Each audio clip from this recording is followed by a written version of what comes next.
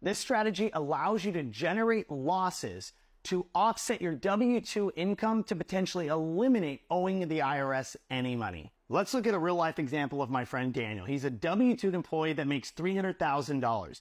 He was going to have a tax bill of $125,000 paid to the IRS and the state of California. Well, he learned about the short-term rental loophole.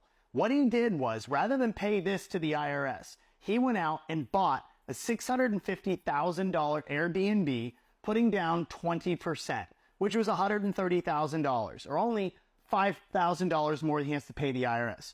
Using the cost seg strategy method, he can actually use bonus depreciation of approximately 30% of that $650,000 and write it off in year one using bonus depreciation of $195,000. And even though Daniel's not a real estate professional, using the short-term rental loophole by buying an Airbnb, he now gets to reduce that W-2 income of $300,000 down by $195,000 paper loss by writing off his depreciation, now only having to pay taxes on $105,000 of his income, which reduces his income to the Fed and state of only about $25,000, saving him $100,000 in taxes, and now he has equity in a rental property. So I've talked about the short-term rental loophole on this page several times, and it is a very legitimate strategy, but there's a few things that I do want to point out. So the very first thing is he said he went and bought a rental property worth $650K, and then he took 30% of that purchase price, and that is what he's saying it can be reallocated and can be bonus depreciated. And I want to let you know that the very first thing you actually have to do is you have to find out the building versus the land breakout.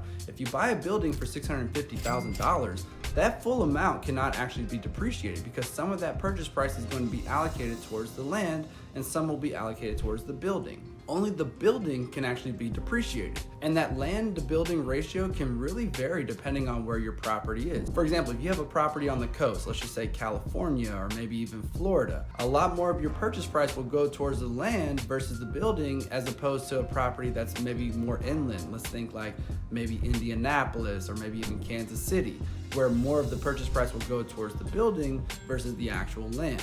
Again, the facts and circumstances really depend on the property, but the very first thing you want to do if you buy a property for $650K, what is the building, what is the land? Only the building can be depreciated. From your depreciable basis, now you can start to get an idea, okay, maybe 15, 20, 25% can be reallocated towards that 5 and 15 year property.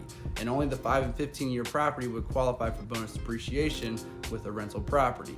Now again, the whole idea of this strategy is you're going to use depreciation to offset your income. And some of the things that I have personally seen with some of these investors is that maybe they get a short-term rental and it was really hot in 2021 or maybe 2022, but now it's 2024, 2025, maybe the economy is cooling off a little bit and they're not seeing as much traffic. So now they want to go and sell their short-term rental, but they took all that bonus depreciation just a few years ago. So now they have a depreciation recapture bill they have to consider. And what ends up happening is the initial savings that they had whenever they took the bonus depreciation does not exceed the tax bill that they now have from the depreciation recapture. And this isn't the case for everyone, but it is something that you have to consider because no one really knows the future. So you have to play out and assess your risk with every financial decision you make.